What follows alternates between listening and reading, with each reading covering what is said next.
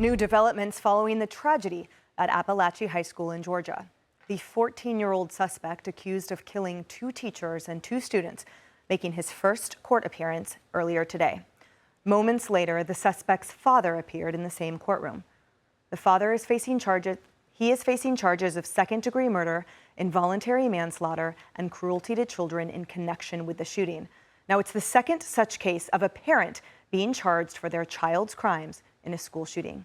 Hello, everyone. This is Outnumbered. I'm Emily Campagno, here today with my co-hosts Kaylee McEnany and Harris Faulkner.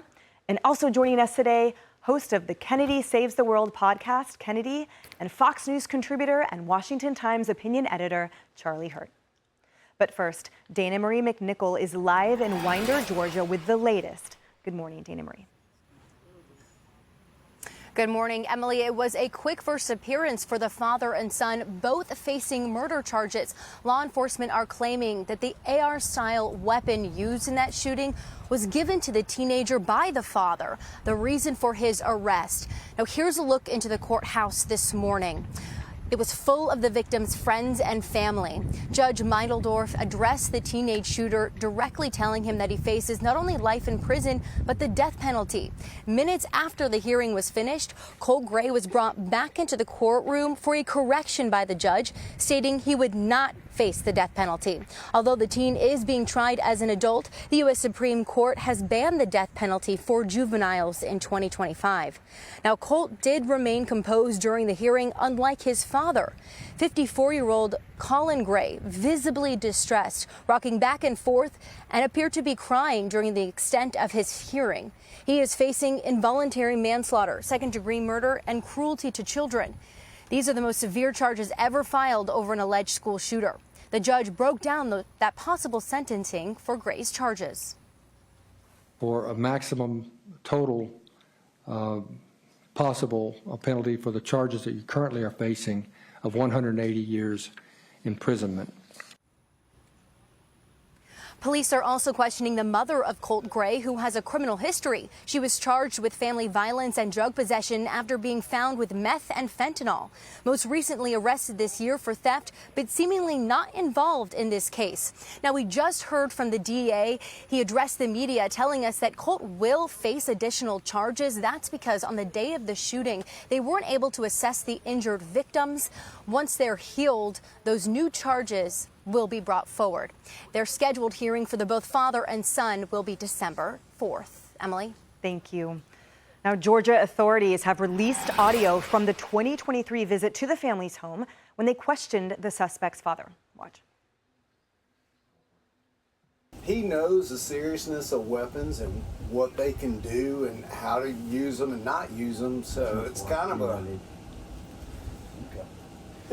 little bit of a shock. So in whatever y'all are telling him, please instill in him that if this is whatever or wherever this is coming from, it's no joke. Yeah. Like, it's no joke.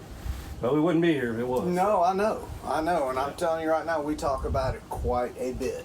Okay. All the school shootings, things that happen. Yeah, Hey, scary. are you getting picked on at school? He is. He's getting picked on at school, and is everything okay? That's why I keep going up there. Yeah. You know, because you never really know, and I don't want anything to happen to him. So, yeah.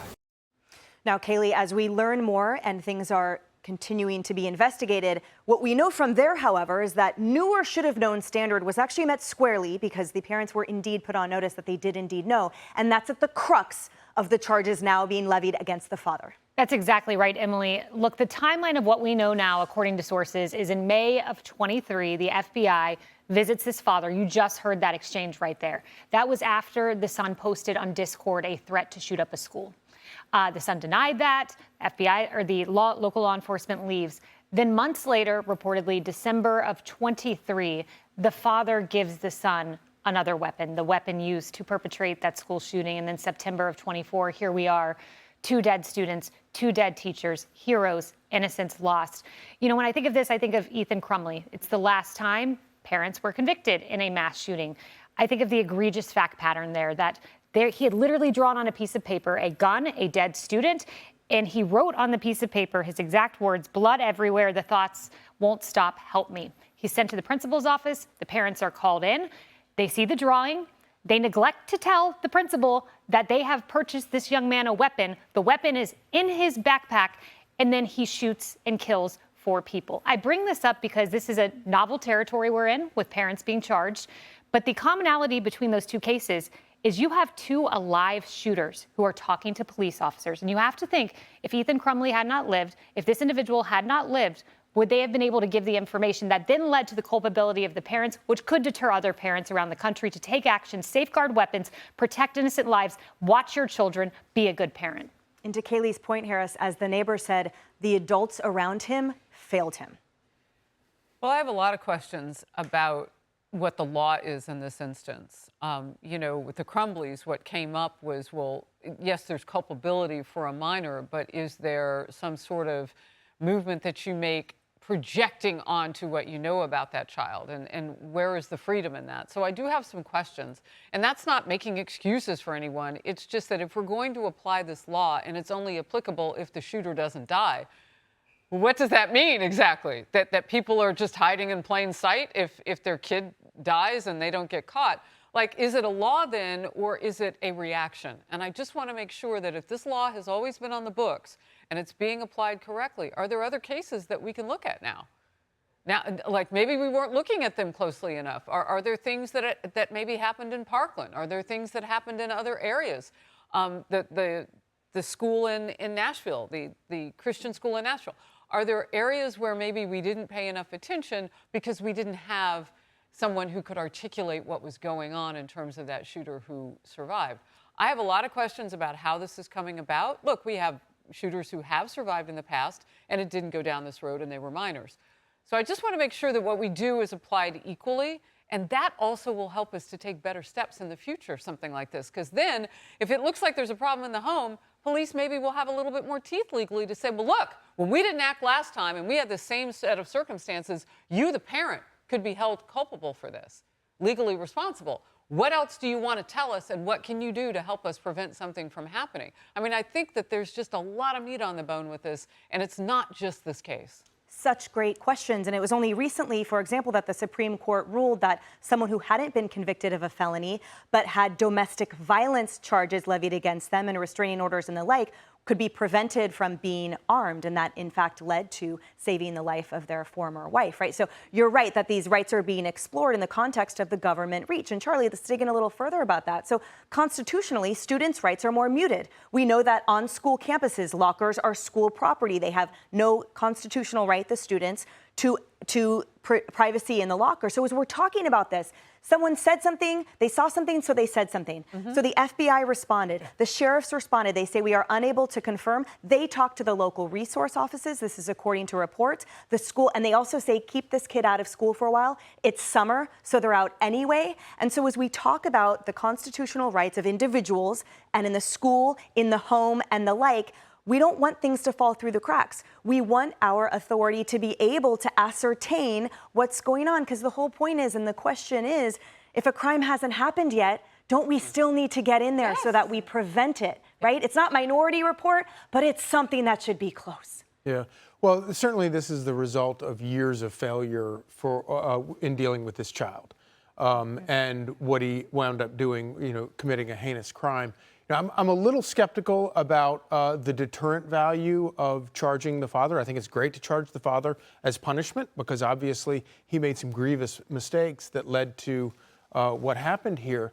But I don't think that it's going to be helpful for us to look at this if it means that we don't focus on the mental health situation of kids like this kid. And, there's something deeply, deeply mentally wrong with this child, and we need to figure this out. And it's obviously turning into kind of an epidemic in this country, and we have to get to the bottom of it. Yeah, arguably that epidemic has been lasting decades, as reports of his childhood, the reported abuse clearly that he has suffered would indeed have formed his brain to the point that he is the victim of massive trauma. There's no doubt about there's that. Dead victims. Yeah, no, there's no doubt about that. And, I read that. I read some of the postings from his aunt, and, she's obviously in shock. And she's saying, I'm still going to defend this kid. His life was awful. And I'm going to defend the families who lost their children and loved ones. And that's the most tragic thing of all. Like, yeah, it's unspeakable what we're hearing. Some of the reports from the next door neighbor about the kids being locked outside in freezing cold weather and, you know, essentially being abandoned and abused. Still not as tragic as a kid going into a school knowingly and murdering people. Like, it's far more tragic for the families who lose their children, who lose their spouses because of someone like that. And every parent has to look at themselves, and they have to very critically look at their children and ask themselves, is my child capable of this? And if the answer is even a maybe, then it is upon the parent. It is their responsibility to make sure that they keep weapons out of their hands and they get a mental health evaluation and treatment. And we have to provide resources because God knows the schools have enough money post-pandemic that they should be able to provide resources for mental health care for these kids to prevent these things before they happen. Well, especially since they caused, at least we know, some of the anxiety among young people by keeping them locked down. Not saying that any of that led to this. So the pandemic but the money that was created and exacerbated. Yes. And we saw that in Washington State, a grandmother called law enforcement. She was worried about her grandson, and indeed, they confiscated illicit weapons and notes that he had been planning a horrible shooting spree. If you see something, say something, and let's hope there's avenues that saying something has an effect.